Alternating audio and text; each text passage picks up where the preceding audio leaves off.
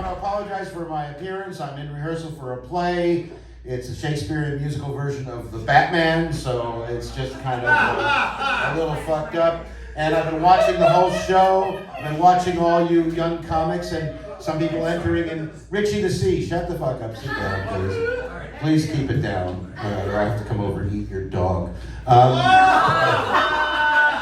It's okay, I'd eat his pussy, but he doesn't have one. So, sorry.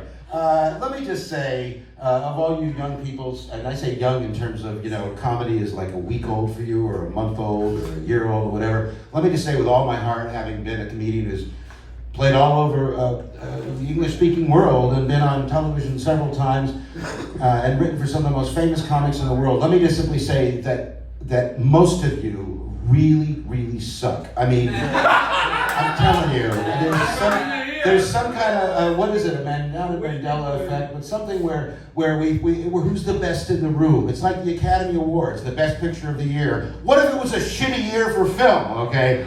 Then that doesn't make it a good film. No, I'm only kidding. You guys have got a lot of heart. I saw a lot of brilliance. And when you did, give yourselves a round of applause for trying this. I'm a wise ass. I started at the Comedy Store. My first joke at the Comedy Store was following 5 lunatics. I mean, the potluck open micers back then were street people and lunatics. And I went up, my opening line was, thank you very much, I had no idea this was comedy night. And got a big laugh.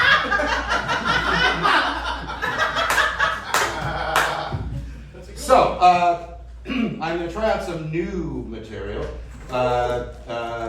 So it's not going to have the same kind of sparkle that it would if I had memorized it.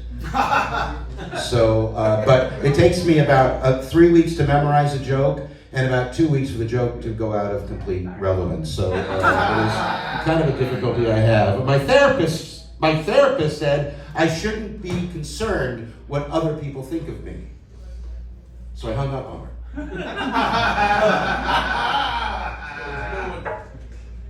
R. Kelly gets 30 years for child sexual abuse, and Ghislaine Maxwell gets 20 years for basically the same thing, which just shows you a woman still can't get the same money for the same job.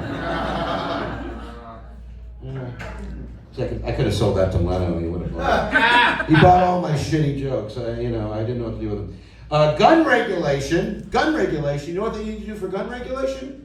All they need to do is raise the minimum age to be a serial killer to 30. Yeah, I think Max is right. That was funny. So when your phone rings and you're having sex, do you answer the phone?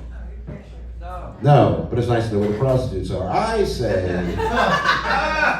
it depends entirely on who you're having sex with. If you're having sex with your personal assistant, then they should get the phone. Hello, yeah, hi, is Mr. Green in? Yes. No. Yes. No. Oops, he just popped out. All right, you're right.